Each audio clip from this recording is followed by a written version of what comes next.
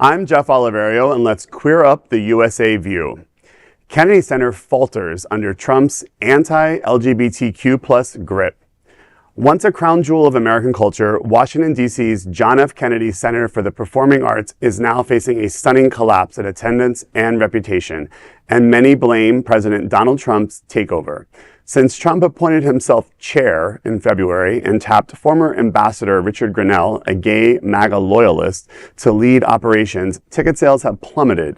According to the Washington Post, between September 3rd and October 19th, 43% of seats went unsold, compared to only 7% last year. Trump's decision to cancel drag shows and cut World Pride programming has drawn outrage from artists and queer advocates. Former President Michael Kaiser warned that weak ticket sales threaten future donations.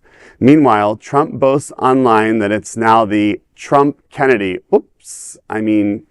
Center. For now, the once bustling cultural hub stands half empty, a stark symbol of politics eclipsing the arts. This is a tragedy. I'm sure that John F. Kennedy is rolling over in his literal grave by Trump inserting his name into the Kennedy Center. But I know friends that are in Washington, D.C., certainly during what happened for World Pride. I mean, fortunately, they were able to find venues to move some of the events. But, again, I have many friends in Washington, D.C. that, of course, it would be like the Adrian Arch Center or something here, like completely, being decimated for programming. It is a cultural icon in that community to have this venue that, has hosted, every amazing talent, for years and years and years, and to now be, going half empty. Yeah. And so many of, I believe it was the Hamilton tour, made the decision to skip it. Yeah. And it wasn't a fundraiser per se, but that was a tour that would have brought a lot of revenue to the Kennedy Center. And there was another, was it Les Mis, the production of Les Miserables, where I think 11 of the leads opted to not perform in the production on the performance that the president was supposed to attend. Right? Yeah. And I have a friend of mine who's one of the producers on that tour, and I had reached out to him not realizing the timing of it, and he said, I can't talk right now, there's a lot going on. But I mean, but then on the other hand, there have been some comedians who have opted to keep their dates and speak their truth to power. So, it's a hard, it's a choice, whether you want to say, I'm going to go and perform there and perform my set and speak my mind, which is probably contrary to the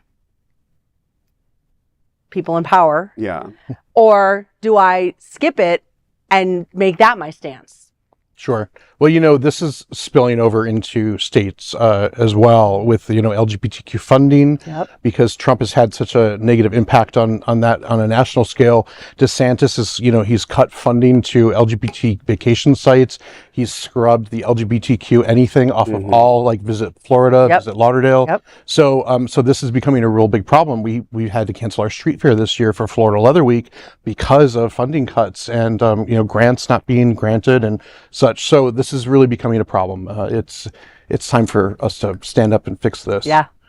Yeah, and the other people that are victims of this, of course, are I'm sure all the businesses that surround the Kennedy Center, restaurants, and they're losing business for people that frequent these shows or have many people have memberships and go to all of the shows and are usually spending a lot of money on those shows. So hopefully we'll see some change in a few years.